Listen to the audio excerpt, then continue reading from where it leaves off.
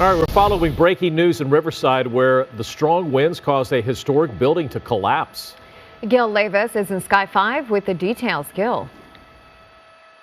Alina and Glenn, officials from the city of Riverside are saying or telling residents to avoid this street. This is the 2900 block of Mission Inn Avenue between Park Avenue and Commerce Street until further notice. It's due to a collapse of this historic building. Heavy winds actually knocking it down. It is reinforced masonry, but nonetheless, look at the damage it has caused here, throwing debris out into the street at one point. They were able to clean up the street. Now the cleanup continues on the sidewalk and on the property itself, but heavy winds out here. Right now, we're estimating about 40 miles an hour, the winds in this area here. Again, this is the 2900 block of Mission Inn Avenue, this historic building partially collapsing here as a result of that heavy wind. That's the latest overhead up in Sky 5. I'll send it back to you in the studio.